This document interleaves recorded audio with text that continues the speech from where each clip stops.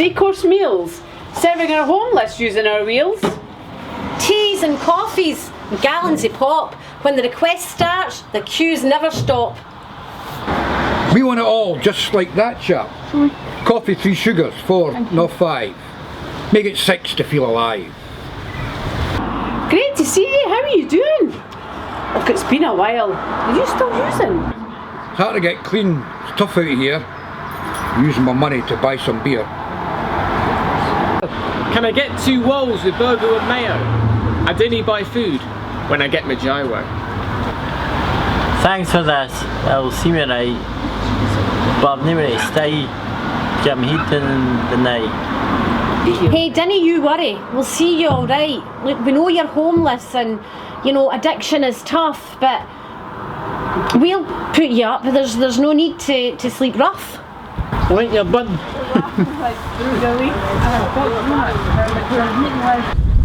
So, what are you making this coronavirus thing then? Eh? What's that about? It's coronavirus, you muppet. I didn't care what it's bloody called. I tell you, it's fucking my life right up. I mean, have you seen the queues at the chemists? And all this anti-social distancing crap. What's that about, eh? Can you no get anything right? It's social distancing. Mind you, I see what you mean. It's no very social if I can't give the bird a snog now and then. But Alice, if you ask me, how's she doing anyway? I've no idea. Haven't seen her in about a month. That hostel she's staying in is under lockdown and they're taking it really seriously. Oh, shit. And she's one of those who has to shield because of her problems as well. Oh dear. Christ.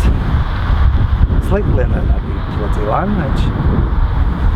Self-insulation, shielding, furloughing. Mind you, I've been in a few lockdowns in my time.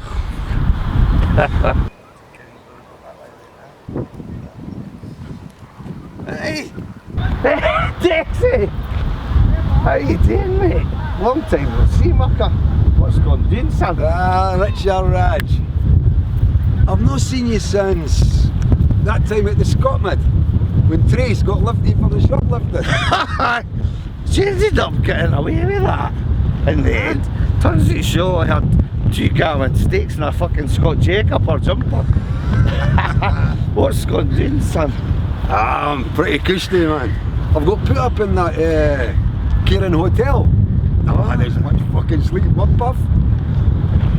Well done, Eggsy. I'm the same, except I've been put in that Waverley, Ken, on Princess Street.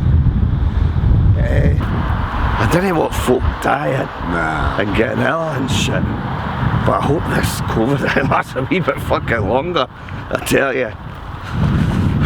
Cairn Hotel? Where the fuck's that? It's just on the end of London Road, mate. Opposite that cathedral thing, opposite the Omni. Oh, you know, it's where they all hang about, and you should pop down for a swally something. I definitely will, Diggs, mate. Hey, are you alright for your script and all that now? Aye, I'm doing to 40 mil a day now, eh? You been had any problems getting yours? Well, most of the time it's cool, like. There has been a couple of times, so it's not been in the right day, but I've had to end up borrowing somebody's Moby just to chase it up, like. And there was the one day, and I had to end up scoring a tenner bag just for the fucking rattles, Ken. I feel for you, man. I mean, that's fucking rough, eh? Did you get it down Leith? Aye. Tell you, they're getting the stuff, the dealers, somehow. Tell you what, they fucking survive, eh? You can fucking say that again. Although, I'll tell you what they were doing a while back. What's that? They were getting a baggy kit for a multi-packy toilet. You're fucking joking, Tex, man. Ah, for fuck's sake. Here. Was it a fucking 12 or a 24 pack you needed? I kid you not. You were even getting a couple of valleys for a single roll. Nice. Fucking hell. So Liz, how are you handling this COVID? Oh, I'm good, eh? I mean, I've got the family around and that, but at least I get to come here, which I love. So, how about you, Kate? How are you doing? Aye, pretty much the same, Liz, eh? And these guys look as though they're handling it quite well, though, eh? Wouldn't be fooled by that, eh? Some of them have been in hotel rooms for months, which can be really rough. But at least they're not on the street and they're warm and they're dry. Think about it. Some of them have not been in the same place for any more than 2 weeks at a time, and all of a sudden they find themselves in the hotel rooms for months. I mean, if that was you, you'd cry. Yeah, I suppose you're right. I mean, what did they do about, you know, getting clean clays and cooking and getting a healthy meal, eh? Aye, the laundrettes are closed. What would they do? I mean, how would that feel? Hear about Kenny? Aye, mate. What a travesty. Such a shame. Who was Kenny? Mate, he was a legend. He was so funny. Loved writing. I mean, he even wrote a book. Really? What was the book about? Well, It's funny you should say that. Yeah. I've got it here with me. The book is about Kenny's life. The jobs and the people he met along the way. It's full of very funny moments and some really dark episodes in his life. Do you want me to read? I'll read a bit for you. What would you? No, maybe I should start at the beginning. Yeah, a wee bit from the beginning. Yeah, his first job. I was 14 years old, working as a paper delivery boy with a large chain store in East Kilbride when things started to go wrong. It was there I discovered how much I enjoyed stealing things, and my journey into the valley of sin began.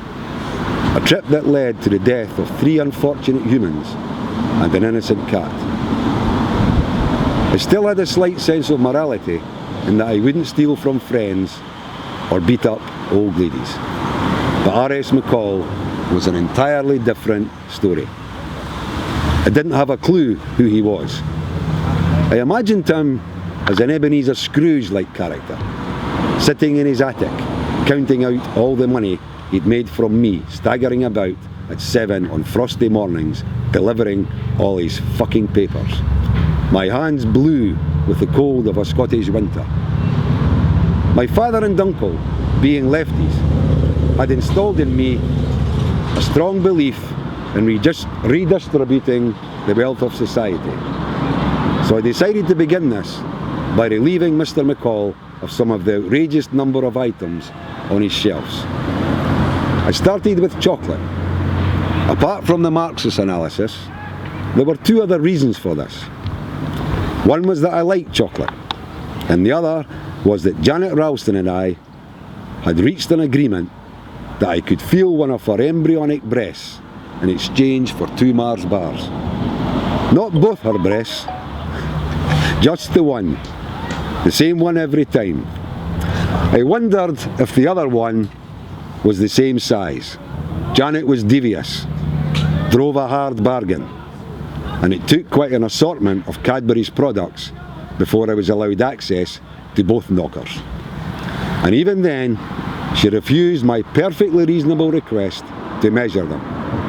As Easter approached, and I began to push for some pussy action, Janet's negotiating position became even less flexible. She began demanding pound boxes of milk tray for her mother and chocolate eggs for her collection of small snotty brothers for just a quick butcher's at her fanny. I decided to take a firmer line with her as she was becoming less desirable. She was putting on weight, which should hardly have surprised me, given the vast amount of Mars bars she was consuming. I was becoming confused as to whether I was attempting to shag her or fattening her up for the festive season. That's the kind of humour we will all fondly remember and miss Kenny for.